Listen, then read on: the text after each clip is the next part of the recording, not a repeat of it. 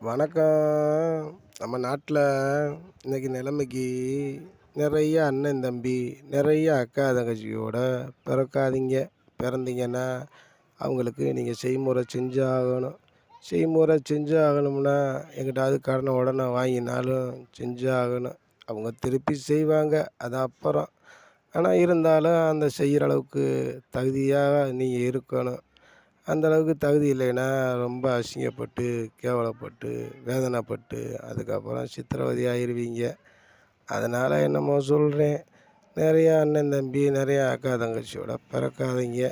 பிறந்தா ரொம்ப கஷ்டம். அந்த அளவுக்கு நம்ம அப்பா பெரிய பணக்காரனாகி, நம்ம அப்பா நெறையா சொத்து வச்சுட்டு போனா, நம்ம அக்கா, தங்கச்சி, அண்ணன், தம்பி எல்லாம் எல்லாத்துக்குமே எல்லா உதவியும் பண்ணலாம். ஆனா இருந்தாலும் நம்மளே ரோட்ல திரியில எல்லா அக்கா, தங்கச்சி, அண்ணன், தம்பிகளுக்கும் எதுவுமே பண்ண முடியாம போயிருது.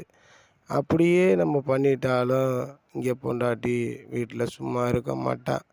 அதான் உங்க அக்காவுக்கு செஞ்சீல, உன் தங்கச்சிக்கு செஞ்சீல, நீ ஒரு செய்முறைய வையி. வச்சு அந்த காச நம்ம வாங்குவோம்னு, இன்னைக்கு பொண்டாட்டிக புருஷன மண்டைய கழுவத்தான் செய்றாங்க.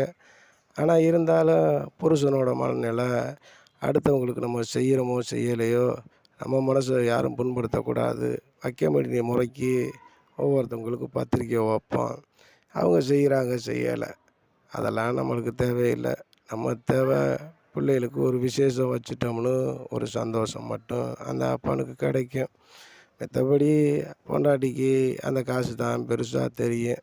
எவ்வளோ செஞ்சோமோ அவ்வளோ வருதான்னு பார்ப்போம்ங்க. என்ன செய்வோம்னு கேட்போம்ங்க. என்ன செய்கிறாங்கன்னு பார்ப்போம்ங்க. இப்படித்தான் இன்னைக்கு பெண்கள் மனசு ஓடிக்கிட்டு இருக்கு. ஆண்கள் மனசு அப்படி இல்ல. 4 பேத்துக்கு செய்முறைக்கு நம்ம பத்திரிக்கை வச்சிரணும். அப்படி எப்படியாவது பிள்ளைகளுக்கு விசேஷத்த முடிச்சிரணும். இதுதான் அவங்களோட குறிக்கோளா இருக்கு.